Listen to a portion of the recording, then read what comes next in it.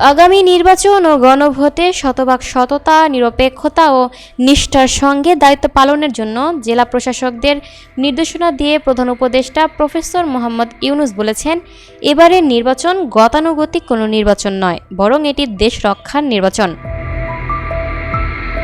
সোমবার 17 নভেম্বর প্রধান উপদেষ্টার কার্যালয়ে সদ্য পদায়নকৃত 50 জেলা প্রশাসক সহ 64 জেলার প্রশাসকদের উদ্দেশ্যে বক্তব্য দেন প্রধান উপদেষ্টা প্রফেসর ডক্টর মোহাম্মদ ইউনূস।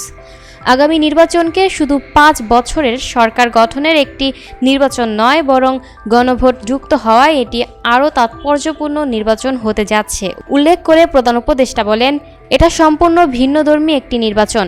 জাতি বহু প্রহসনের নির্বাচন দেখেছে, সেই স্মৃতি ছাপিয়ে যেতে আমাদের ভূমিকা রাখতে হবে। এটা গণঅভ্যুত্থান পরবর্তী নির্বাচন। এই নির্বাচন গণঅভ্যুত্থানকে পূর্ণতা দেওয়ার নির্বাচন। এই নির্বাচনের মধ্য দিয়ে জাতির জন্য নির্ধারিত হবে শতাব্দীর গতিপথ, বলেন প্রধান উপদেষ্টা। এই নির্বাচনে জেলা প্রশাসকদের ভূমিকা অত্যন্ত গুরুত্বপূর্ণ উল্লেখ করে তিনি বলেন, কোনোভাবেই ব্যর্থ হওয়ার সুযোগ নেই। এই নির্বাচনের মাধ্যমে জাতি নবজন্ম লাভ করবে এবং জেলা প্রশাসকরা থাকবেন ধাত্রীয় ভূমিকায়।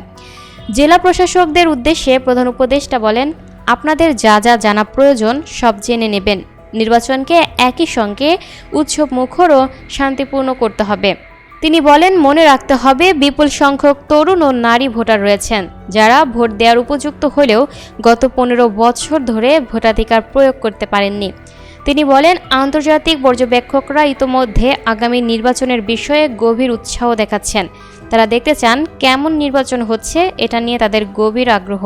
প্রধান উপদেষ্টা বলেন, এই নির্বাচনকে সার্থক করা গণঅভ্যুত্থানের প্রতি আমাদের প্রতিশ্রুতি। এই নির্বাচন একটি বিরাট অভিযান। এই অভিযানে আমাদের জিততেই হবে। তিনি বলেন, স্বাধীন জাতি হিসেবে টিকে থাকতে হলে এ লড়াইয়ে আমাদের জিততেই হবে। মন্ত্রিপরিষদ বিভাগের সচিব শেখ আব্দুর রশিদের সঞ্চালনায় বৈঠকে আরও উপস্থিত ছিলেন পরিকল্পনা উপদেষ্টা ওয়াহিদুদ্দিন মাহমুদ, স্বরাষ্ট্র উপদেষ্টা জাহাঙ্গীর আলম চৌধুরী, গণপূর্ত উপদেষ্টা আদিলুর রহমান খান এবং আইন উপদেষ্টা প্রফেসর আসিফ নজরুল।